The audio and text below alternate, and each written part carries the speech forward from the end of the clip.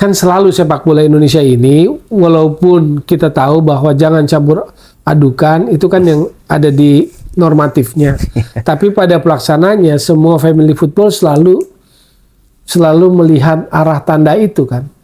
Mana yang direstui oleh pemimpin negara, mana yang direstui oleh presiden, kan itu. Iya, buat saya sih normal-normal aja, blueprint hanya tinggal bisa dijalankan secara konsekuen nggak gitu. Pemain 17 kita Piala Dunia, terus mereka pasti akan langsung terus sampai timnas senior. Belum tentu semua.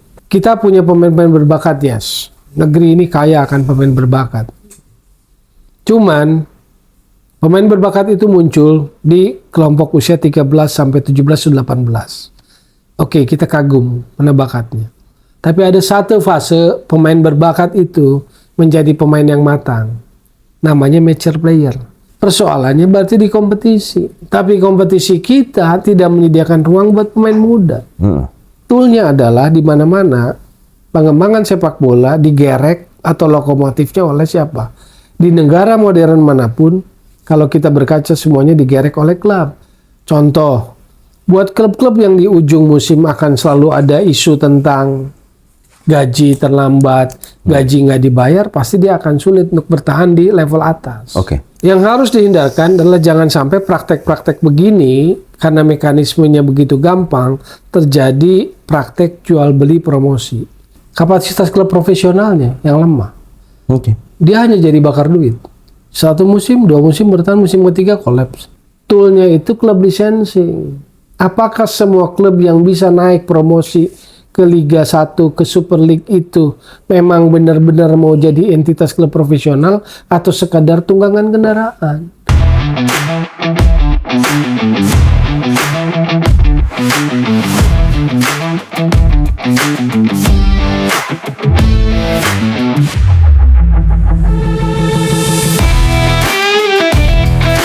Kongres biasa PSSI, Pak Erik, salah satu yang paling di-highlight di publik adalah pernyataan Pak Erik. Bagaimana Pak Erik menyampaikan bahwa ada permintaan dari Presiden untuk menyusun blueprint, di mana salah satu targetnya sebenarnya dari blueprint ini adalah lolos ke Piala Dunia 2030.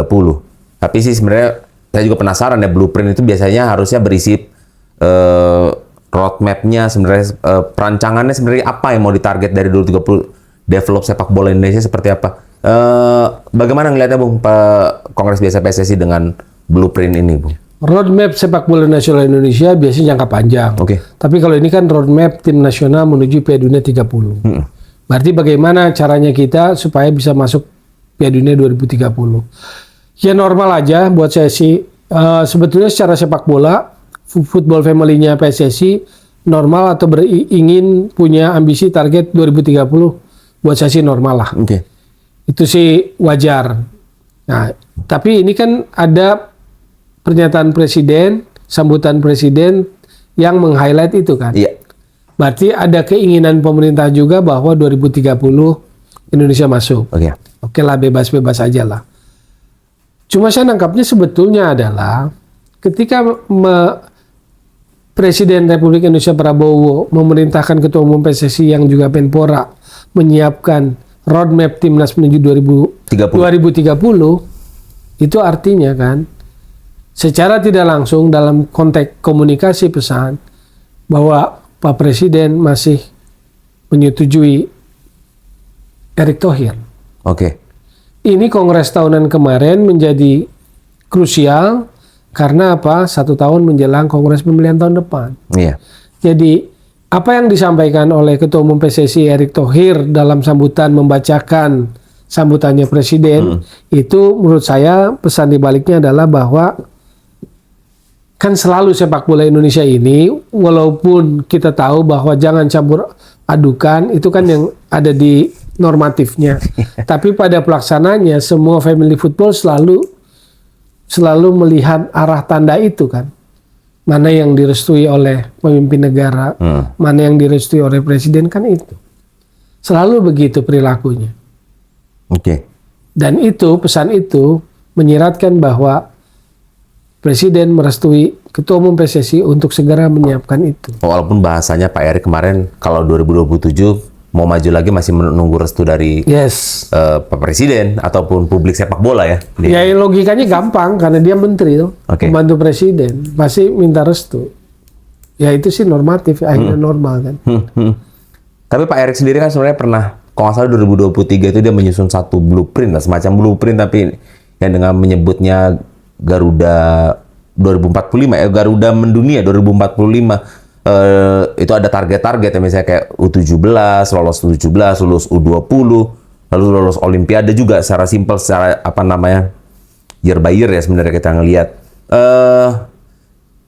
Bagaimana sebenarnya, apakah memang kita harus, kalau memang ada keinginan pemerintah untuk 2030, bagaimana sebenarnya perencanaan untuk usia-usia muda ini untuk karena ini menurut saya salah satu hal yang mungkin berbeda arah ya. Kalau karena senior dan usia muda. Ya pasti ada jangka panjang Oke. sama jangka pendek. Kalau 2020-30 menurut saya hasrat dari pemimpin negara saat ini tuh. Karena mungkin strategis kalau 2030 masuk Piala Dunia kan. Dan itu akan terjadi berarti di 2029 tuh. Ya, Kepastian lolosnya kan. ya, betul. Jadi buat saya itu sih ya ada aroma politiknya lah pasti. Betul. Lalu kalau yang blueprint jangka panjang 2045 berarti 100 tahun Indonesia merdeka toh. Iya. Iya buat saya sih normal-normal aja, blueprint hanya tinggal bisa dijalankan secara konsekuen nggak gitu. Kekuatannya berarti siapa yang mau jadi lokomotif? Timnas tentu jadi lokomotif. Tapi nggak bisa timnas sendirian karena timnas end product. Iya. Kompetisi. Saya ngelihat kompetisi makin dikuatin. Walaupun misalnya waktu tahu musim kemarin ketika I-League, LIB, operator liga menyatakan 11 pemain asing dan saya mengkritisi itu terlalu banyak. Lalu kemudian ada pernyataan juga ketua umum bahwa cukup 8 atau berapa ya? Iya. Mau mencoba moderat lah. Tapi akhirnya kan tetap aja I-League 11 dengan simulasinya atau dalam tanda kutip akal-akalannya 7 starter, 2 di bench sehingga sebetulnya dalam satu pertandingan di babak kedua bisa maksimal 9 yang main asing. Lalu yang didaftarkan 11. Ya itu aja kan sebetulnya berarti harus ada keselarasan berpikir tentang sepak bolanya. Iya. Kenapa? Karena itu menutup kesempatan banyak pemain kita. Karena nanti John Herdman akan kesulitan mendapatkan pemain domestik yang siap pakai, yang jam terbangnya cukup di kompetisi. Terkait dengan keinginan 2030, apakah EPA juga kan mulai agak dibenahi saya lihat. ya Pak EPA sudah Harus mulai fair lah. benar. Dari jumlah pertandingan, dari lamanya kompetisi udah bergerak lebih panjang sekarang gitu. Cukup menarik ketika ada keinginan untuk lolos 2030.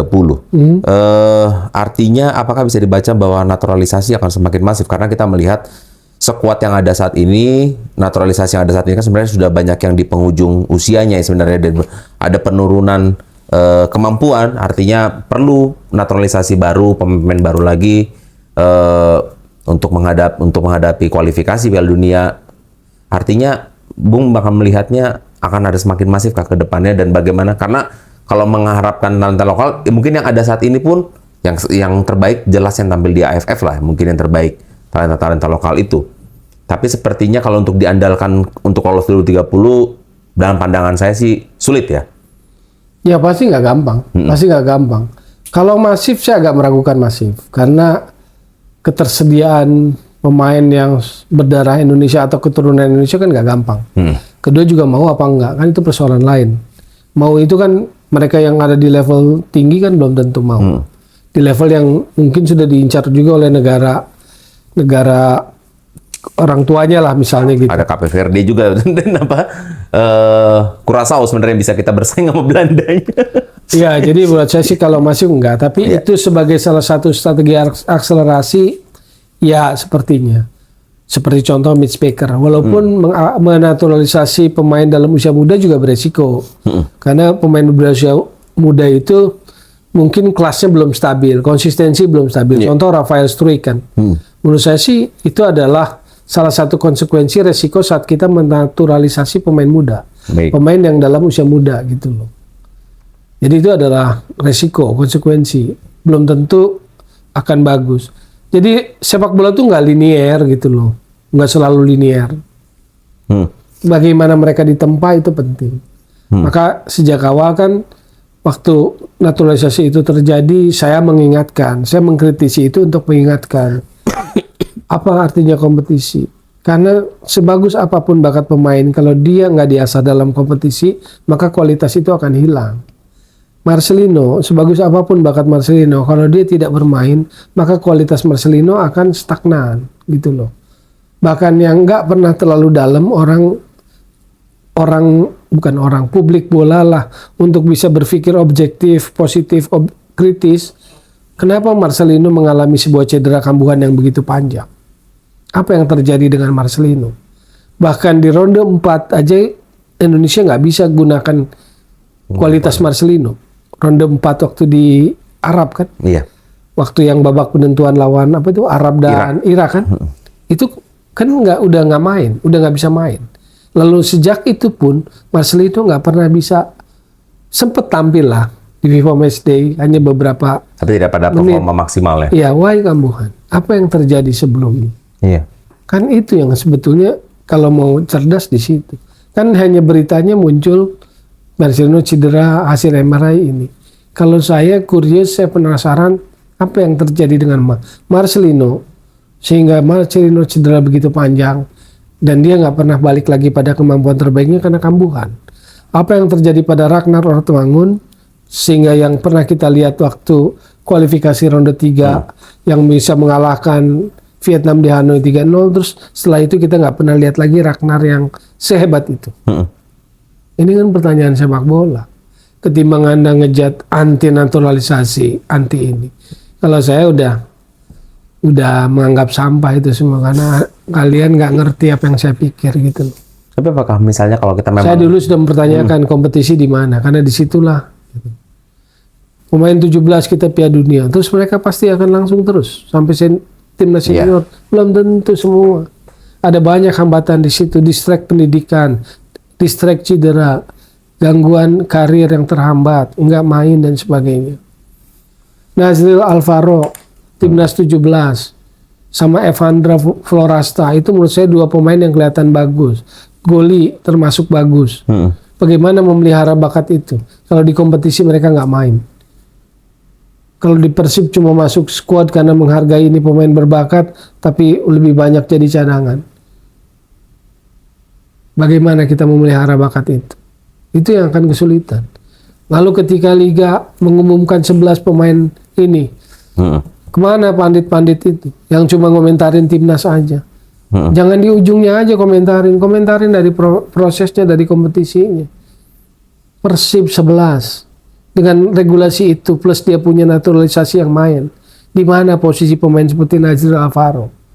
Bahkan Beckham pun mungkin jam menit bermainnya akan lebih sedikit.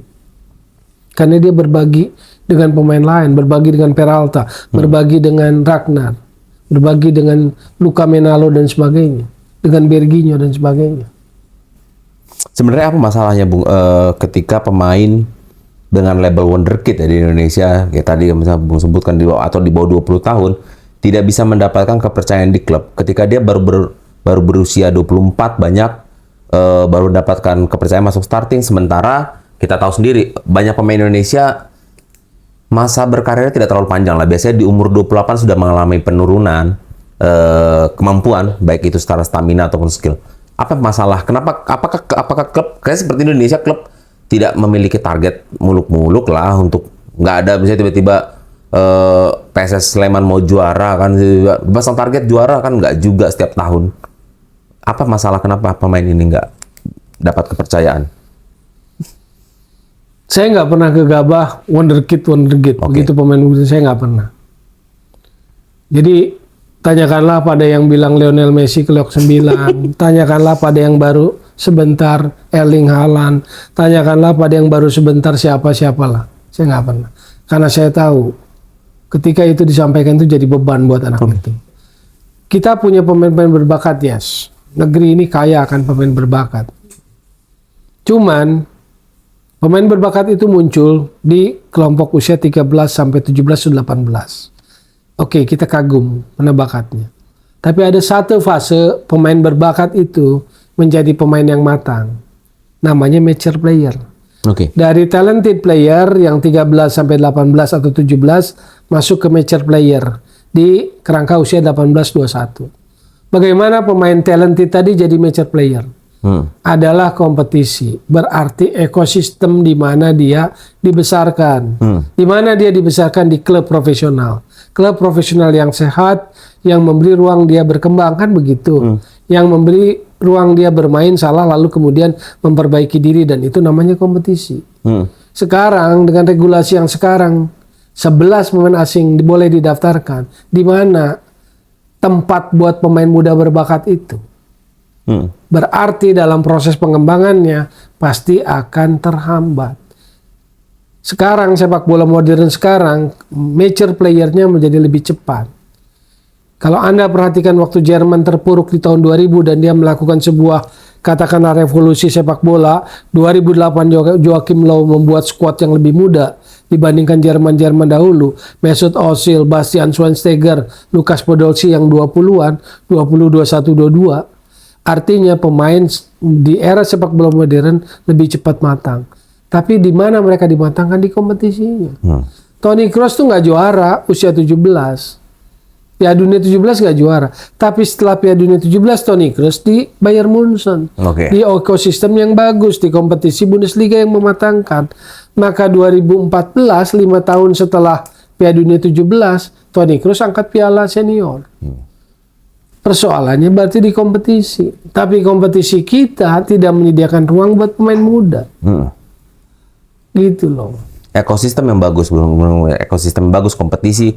Sebenarnya kalau kita baca sejarah sepak bola Indonesia dari tahun 70-an itu sudah ada program-program itu. Biasanya kalau saya melihat kayak PPSN lalu P3, tapi berganti ketua umum, sering berganti juga program pembinaan ini dengan nama-nama yang berbagai macam. Galatama pun sempat ada. Ini sebenarnya kan kalau saya membaca tadi ini sebenarnya ruang-ruang untuk pengembangan pemain muda yang mungkin saat ini seperti kosong dalam pengembangan itu. Gimana Bung melihatnya sebenarnya? Apakah ketika kita bicara blueprint tadi Pak Erick Thohir diminta oleh Presiden, ini sebenarnya harus disusun jangka panjang secara nyata untuk kompetisi agar pemain-pemain muda ini memiliki kompetisi yang rutin ya? Anda harus pisahkan sepak bola yang tadi Anda sebut yang perserikatan, yang bonden, yang didanai APBD, yang sudah beralih pure profesional. Baik. Yang katakanlah dimulai di 94 Liga Indonesia Penyatuan, Galatama dan Perserikatan 1, lalu 2000-an awal ya, mungkin 2008 apa berapa yang APBD nggak boleh terlibat, lalu profil anatomi klub itu harus profesional, maka harus berbentuk PT. Disitulah transisi klub-klub kita. Tapi memang betul tim-tim besar punya historis, jadi biarkanlah itu jadi asetnya. Contoh Persija dengan fanatisme supporternya, karena itu adalah kekuatannya, asetnya. Nah sekarang toolnya adalah di mana-mana pengembangan sepak bola digerek atau lokomotifnya oleh siapa? Di negara modern manapun, kalau kita berkaca semuanya digerek oleh klub. Profesional klub yang mampu membuat sportingnya itu berjenjang. Mau senior utama, mau 20, mau 18, mau 16. Kalau kita lihat contoh model role itu. Tapi klub-klub kita belum semuanya seperti itu. Apa toolnya untuk menggerek itu? Namanya klub licensing profesional. Yang ada 5 aspek itu. Legal, SDM, finansial, infrastruktur. Satu lagi apa? Administration. Itu toolnya. Dan itu yang sedang di-push gitu loh. Bahwa kadang ada kompromis, ada toleransi, iya. Ada beberapa klub yang terus memperbaiki diri, iya. Maka di sini nanti akan terjadi survival of the fittest. Siapa yang kuat itu yang akan bertahan. Contoh, buat klub-klub yang di ujung musim akan selalu ada isu tentang gaji terlambat, gaji nggak dibayar, pasti dia akan sulit untuk bertahan di level atas. Jadi bukan soal PSSI itu. PSSI kasih toolnya, kasih regulasinya yang sehat, operator liga jalanin, tapi yang harus berkembang adalah klubnya. Karena itulah model yang terjadi di sepak bola Eropa di era modern. Klubnya kan yang muncul. Maka ujungnya federasi hanya tinggal ambil pemain itu untuk tim nasional gitu loh. Tapi yang harus menggerek itu klubnya. Tapi apakah klub kita semuanya dalam posisi yang sama? Enggak. Posisi Persib bahkan dengan Persija aja beda. Posisi Persija dengan Bali beda. Dengan Persebaya beda. Cuman yang saya sebutin itu barusan ada di level yang papan atas loh. Secara profesional klub. Dewa masih survive. Karena apa? Dia nggak punya basis kekuatan itu belum. Ya, Bayangkara dan sebagainya. Jadi ini tengah berproses. Sepak bolanya harus kuat. Banyak PR-nya di situ. Nah itu termasuk yang kemarin juga jadi bahasan di Kongres adalah terkait 10 klub berganti nama di Indonesia kan. Kalau saya sih mengetahuinya, pemahaman saya ini masalah balik tadi supporting, sponsorship ataupun kepemilikan yang memang finansial klub tidak sehat biasanya berganti kepemilikan. Ini prosesnya mau sampai kapan kita biarkan? Misalnya kita tahu ada Sriwijaya FC yang berganti itu kan sebenarnya cikal bakalnya Persija Tim, lalu Bayangkara yang hari ini sampai di Lampung saya juga lupa ini, terus Borneo, di Papua pun banyak sebenarnya klub-klub yang berganti nama.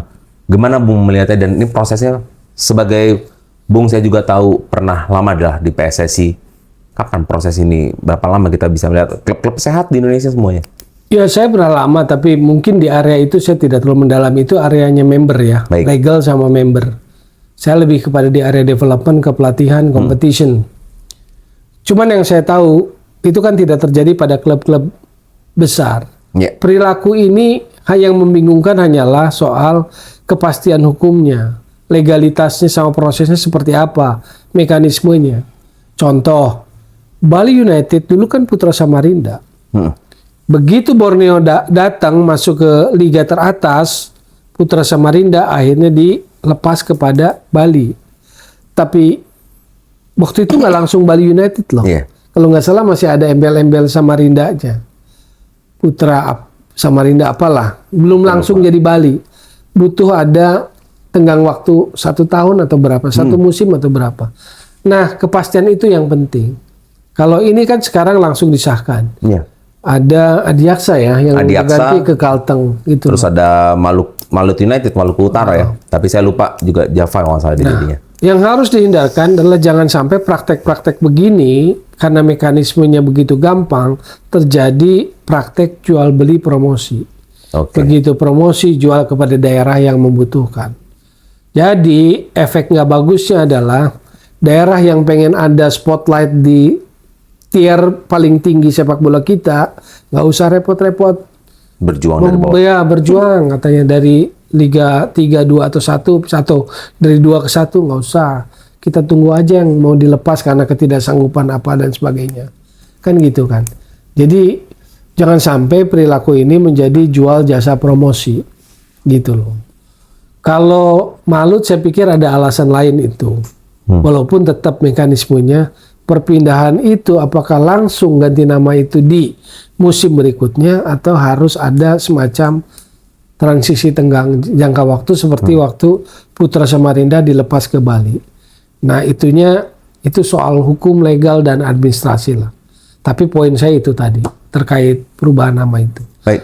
Cuma yang terjadi pada klub besar tidak akan terjadi itu. Persija nggak mungkin ujuk-ujuk dipindah dibawa ke mana gitu.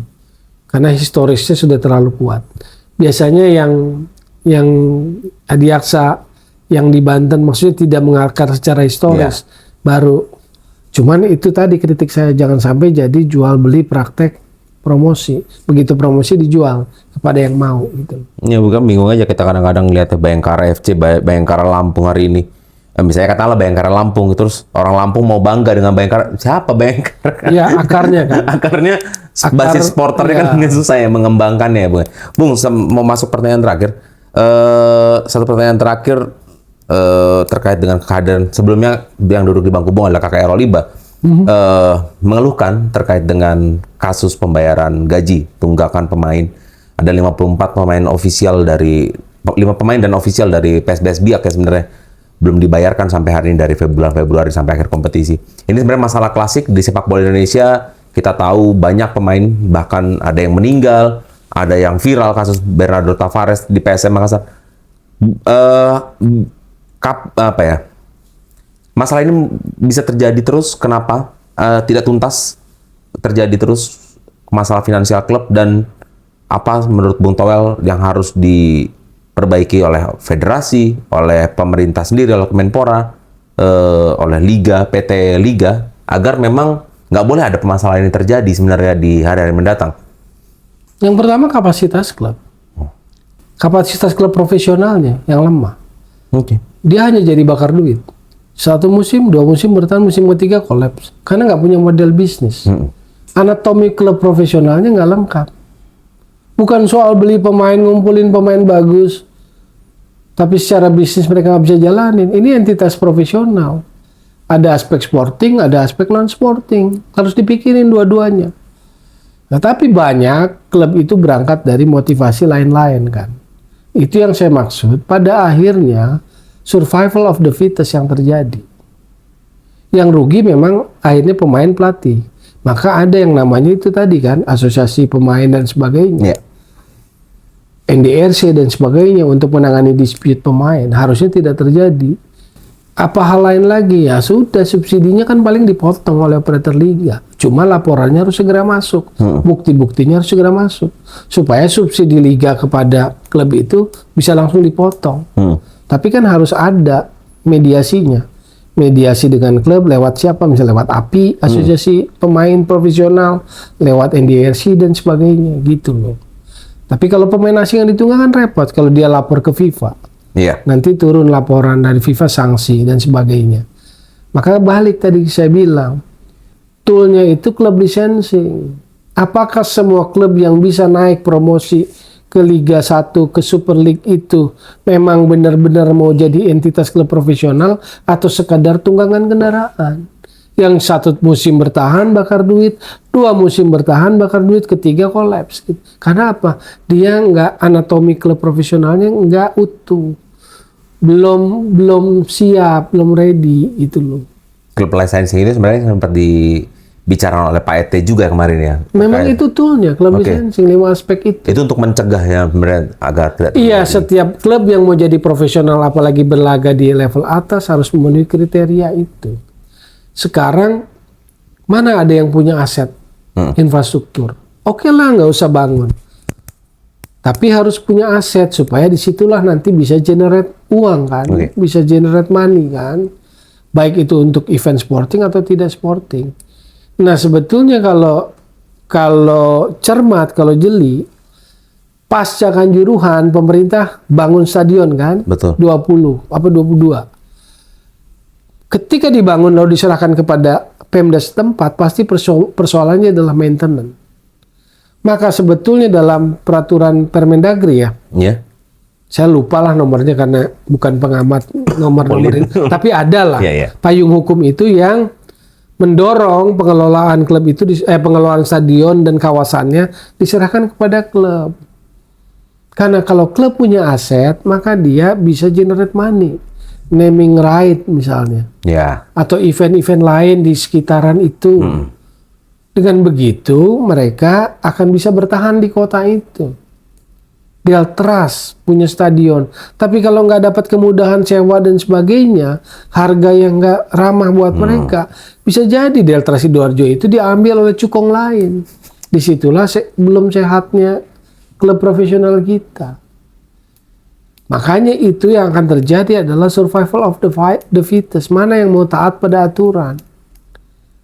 Itu yang terjadi. Seandainya Pak Erik, karena lokomotifnya dimanapun adalah profesional club. Seandainya Pak Erik memang melanjutkan kepemimpinan lagi tahun depan, inikah yang harus jadi fokus utamanya di periode selanjutnya, Bung? Iya, organ yang melaksanakannya adalah LIB, klub licensing itu. Walaupun bisa karena ini regulasi di PSSI, tapi bisa diakselerasi oleh operator liga. Jadi sekaligus dia kerjain itu. Ya itu mas saya pikir udah dari dulu. Hanya tinggal klub kitanya naik level nggak. Kalau dapat sponsor 30 semusim habis 30 ya bakar duit. Ya akan terjadi nanti ekses-ekses negatif. Sip. Oke Bung, terima kasih. Siap. Untuk waktunya Bung Toel. Siap. Semoga timnas kita besok berhasil menang. Memang ngerti pemirsa, pemirsa bangku cadanganmu dengan topik yang seperti ini? Ya kita harapkan ngerti lah. Bagaimana harus ngerti, masyarakat sepak bola itu nggak boleh cuma ngerti Mitch Baker adalah Erling Haaland. Menang kalah doang. Menang kalah doang. Tapi bagaimana kan sebenarnya harus ngerti bahwa pengembangan sepak bola itu banyak elemennya. Iya, ada struktur, ada organisasi, ada hukumnya.